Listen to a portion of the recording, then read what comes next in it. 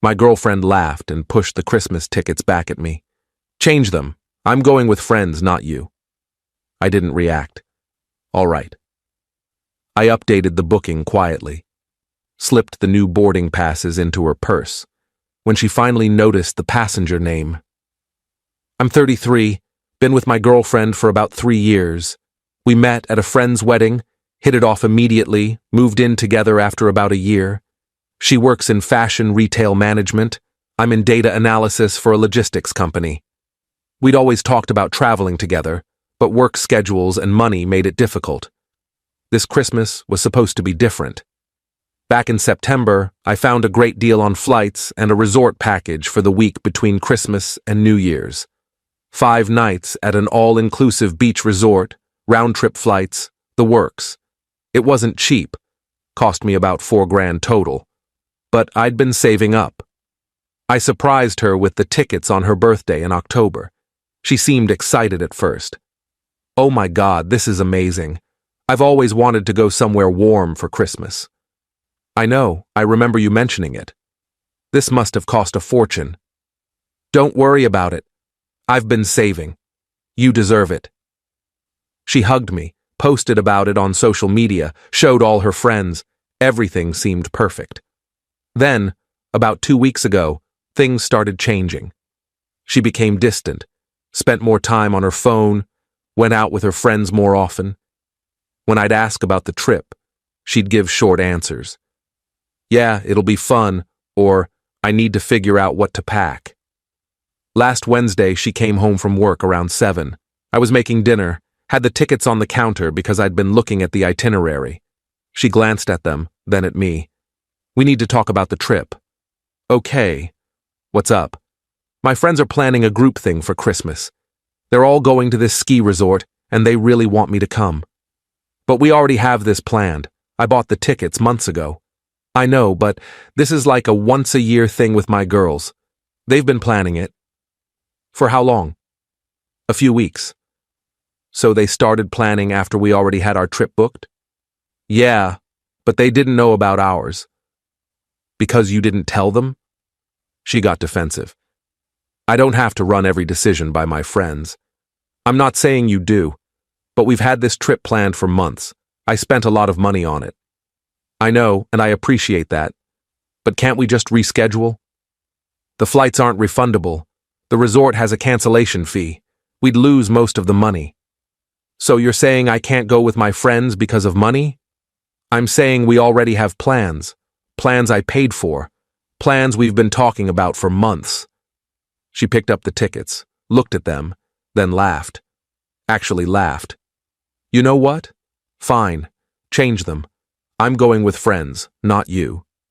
She pushed the tickets back at me across the counter. I just stood there, spatula in hand, trying to process what just happened. You're serious, I said. Yeah, I'm serious. Change the tickets, get your money back or whatever. I'm going on the ski trip. And what am I supposed to do? I don't know. Go by yourself? Find someone else to go with? It's not my problem. Something in me just shut off. That calm that comes over you when you realize something fundamental has changed. All right, I said. All right? That's it? What else do you want me to say? I thought you'd put up more of a fight. Why would I fight? You've made your decision. She looked almost disappointed that I wasn't arguing. Fine. Good. I'm glad we agree. She went to the bedroom. I finished making dinner, ate alone, then got on my laptop. Update 1. I didn't change the tickets that night. Just sat with it, thinking. By Thursday morning, I'd made a decision. The tickets were in both our names, but I'd paid for everything. I was the primary contact on the booking, which meant I could modify them. I called the airline first. I need to change the passenger name on one of the tickets. There's a fee for that, and depending on the fare rules, it might not be possible. How much? Let me check. Okay, for this ticket class, there's a $200 name change fee, plus you'll need to pay any fare difference. And if I want to cancel one ticket entirely? That ticket is non-refundable, but you can get a credit toward future travel, minus a cancellation fee. What's the cancellation fee? $300. So out of the, let me see, $2,000 ticket, you'd get a $1,700 credit. Okay. Let me think about it and call back. I hung up, did some math, called my best friend. You busy the week after Christmas? Not particularly. Why? Want to go to the beach? All-inclusive resort? Flights included? Are you serious? Completely serious. My girlfriend bailed. I've got an extra ticket. What happened? I explained the situation. He was quiet for a moment. Man, that's rough. But yeah, I'd definitely be down. How much do I owe you? Just cover the name change fee. $200. That's it? Dude, that's an insane deal.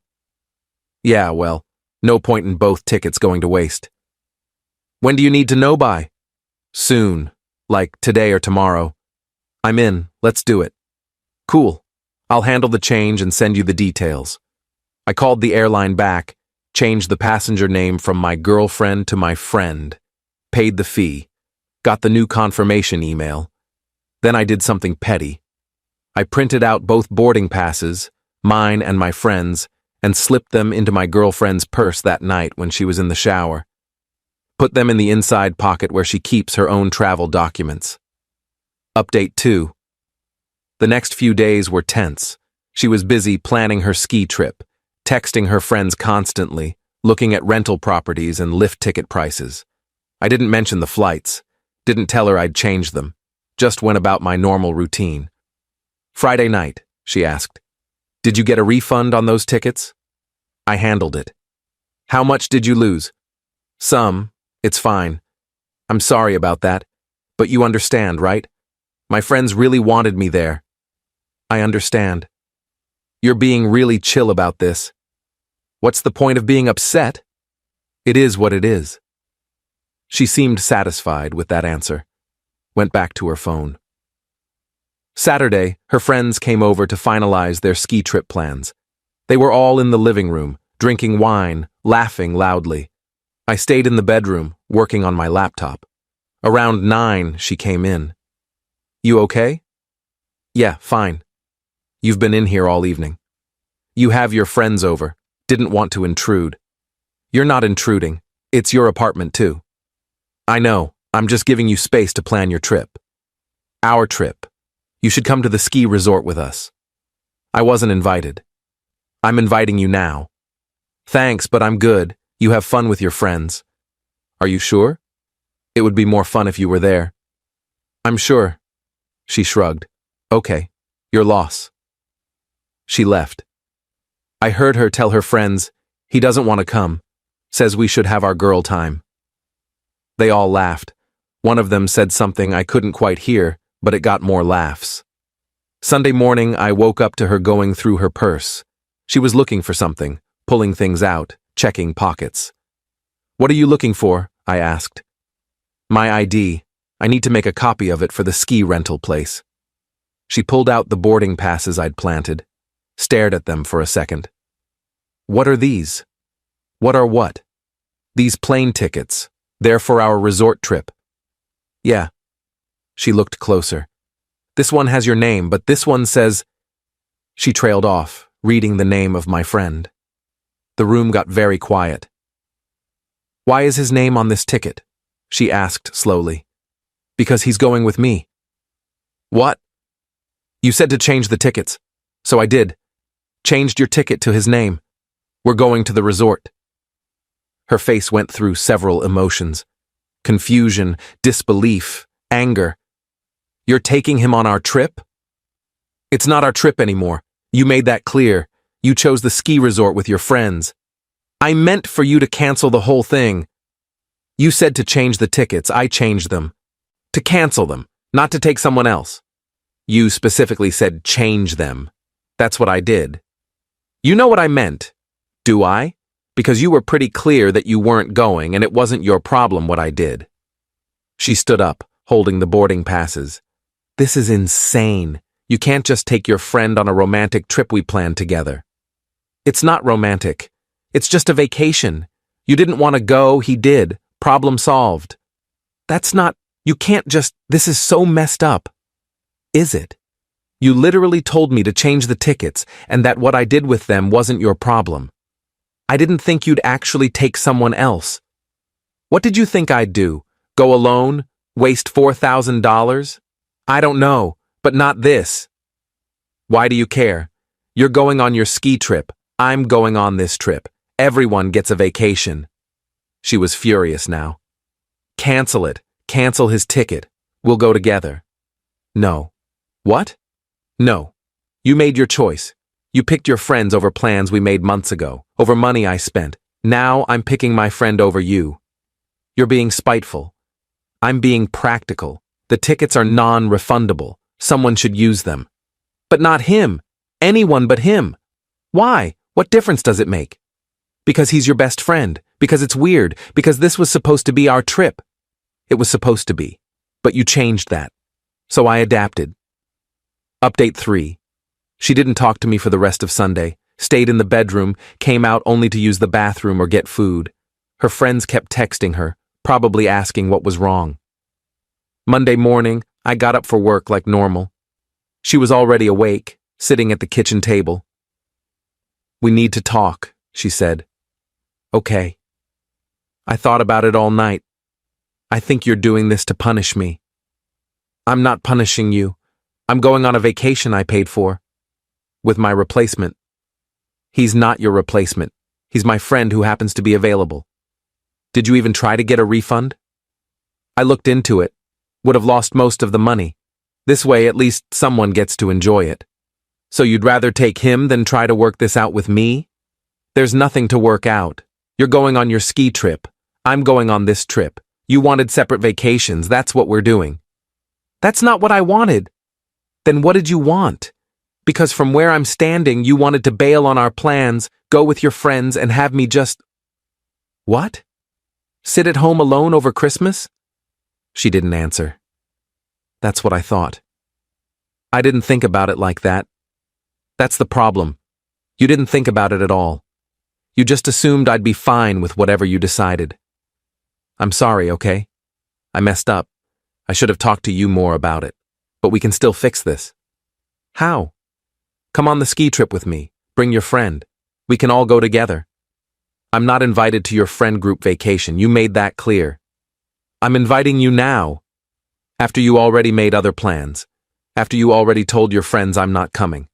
After I already made other arrangements. No thanks. So that's it? You're just going to take your friend on our vacation and that's that? Yes. And what about us? What about our relationship? What about it? Are we even still together? I thought about that for a second. I don't know. Are we? I don't know. You're the one being all weird and distant. I'm being distant? You're the one who bailed on our plans for your friends. For one trip. It's not about the trip. It's about how easily you dismissed something I planned and paid for. How you laughed when you told me to change the tickets. Like it was funny that you were blowing off our vacation. I didn't mean it like that. But that's how it came across. Like our plans meant nothing to you. She started crying.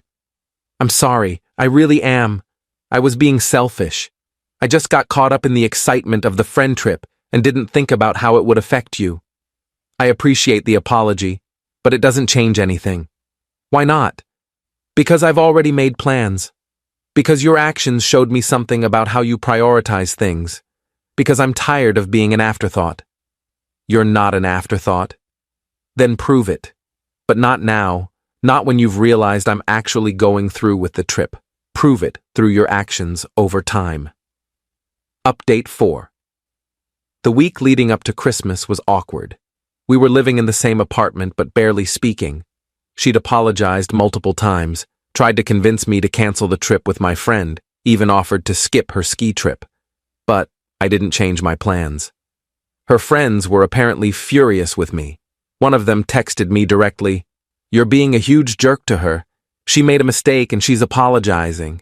The least you could do is forgive her." I didn't respond. My friend asked me several times if I was sure about the trip. Man, I don't want to cause problems in your relationship. You're not causing problems. The problems already existed. But maybe you should try to work it out with her. Maybe. But right now, I need this trip. I need to not be around her constant apologies and guilt trips. Fair enough. I'm just saying, if you change your mind, I'll understand. I'm not changing my mind. Christmas Day was weird. We exchanged gifts in the morning. I'd bought her stuff weeks ago. She'd clearly panic-bought mine in the last few days. Everything felt hollow.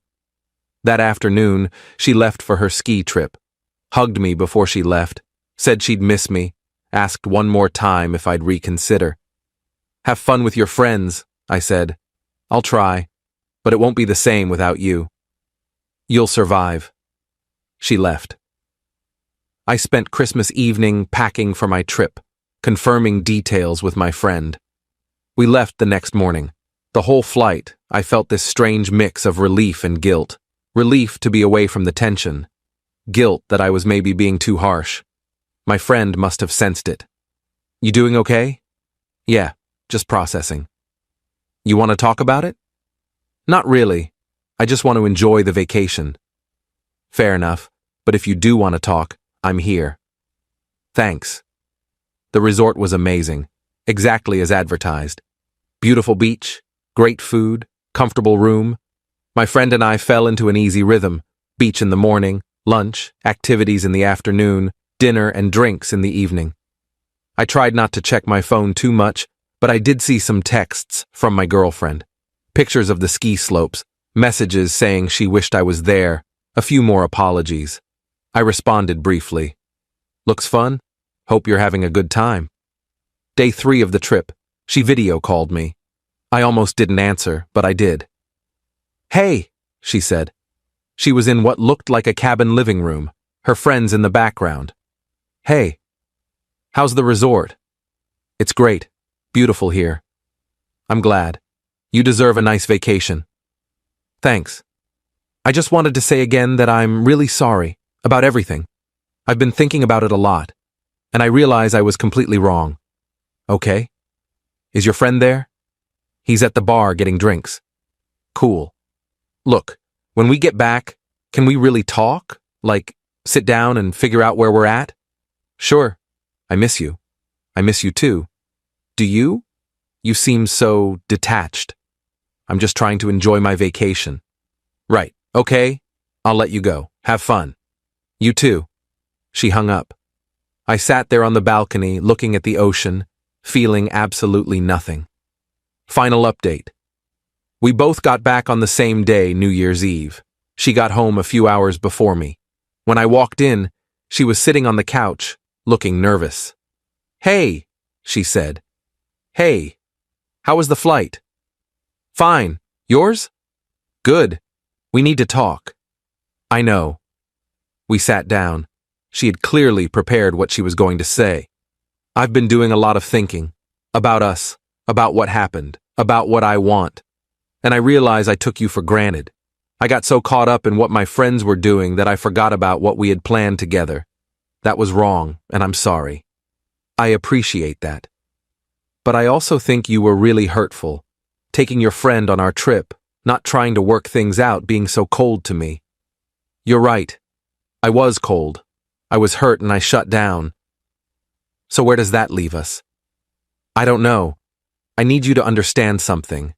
It's not about the trip. It's about what the trip represented. You made a unilateral decision that affected both of us, dismissed my feelings about it, and expected me to just go along with it. That's not how a partnership works. I know. I get that now. Do you? Because this isn't the first time something like this has happened. Smaller stuff, sure, but the pattern is the same. You make plans without considering me, then get upset when I have a problem with it. She was quiet for a moment. You're right. I do that. I don't mean to, but I do. I'm not saying I'm perfect. I clearly have issues with communication and I shut down when I'm hurt. But I can't be in a relationship where I'm constantly an afterthought.